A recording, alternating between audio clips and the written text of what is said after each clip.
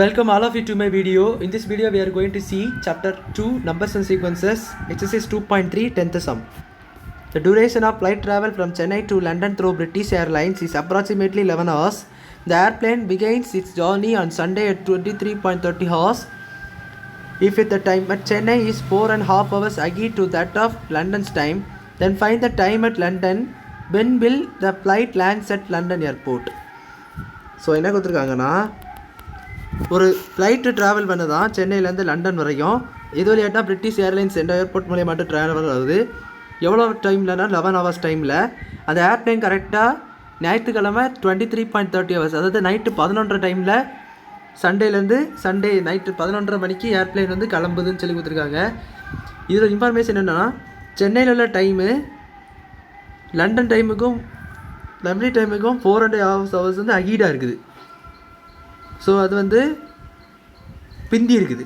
So சென்னையினுடைய time ஆனது 4.5 hours London டைமினுடைய பிந்தி இருக்குது.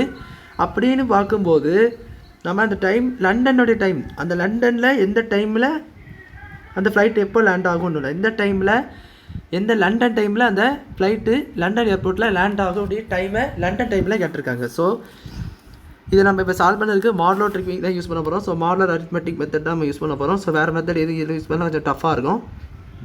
So modeller arithmetic மெத்தடை யூஸ் பண்ணுவோம் நம்ம. ஸோ மாடலர் அரித்மெட்டிக் மெத்தட் படி அவங்க என்ன கொடுத்துருக்காங்கன்னா 23.30 hours என்பதை கொடுத்துட்டாங்க. அதாவது நைட்டு 11:30 மணி தான் இந்த மாதிரி கொடுத்துருக்காங்க. காங்க்ருவன்ட் டு 11 hours சொல்லி கொடுத்துருக்காங்க. ஸோ 11 இது ப்ளஸ் 11 இது ப்ளஸ் 11 23 hours ப்ளஸ் 11 இந்த மாதிரி கொடுத்துருக்காங்க. ஸோ அதனால தான் காங்க்ருவன்ட் டு மாடலர் 24 சொல்லி. ஸோ ஸ்ட்ரைட்டாக இந்த மாதிரி கூட போட்டுக்கலாம். ஏன்னா நம்மளுக்கு எவ்வளோ முன்னாடி உள்ள டைமில் உள்ள தெரியாது, அதனால் அதுக்கு முன்னாடி தான் காங்க்ருவன்ட் இருக்கும். So 23.30 plus 11 மாடலோ 24.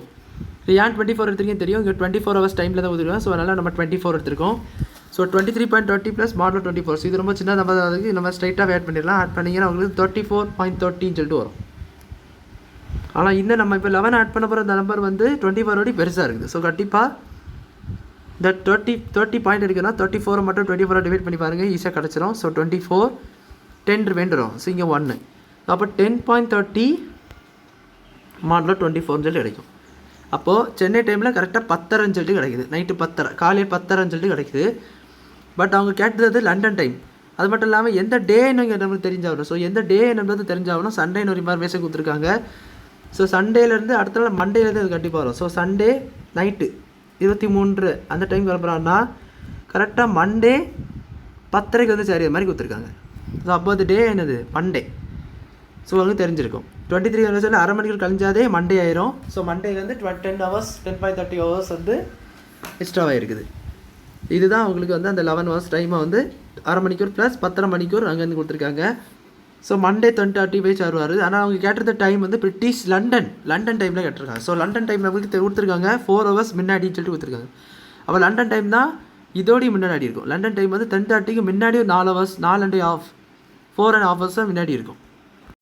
ஸோ இப்போ கொடுத்த இன்ஃபர்மேஷன் படி இந்த 10:30லேருந்து 4:30 நீங்கள் வந்து செப்பரேட் பண்ணுறீங்க. அங்கே வந்து 4:30 தான் 4.5 hours சொல்லியிருக்காங்க. ஸோ ஒரு 4:30 தான், அதை நீங்கள் செப்பரேட் பண்ணிங்கன்னா 6 o'clockன்னு வரும்.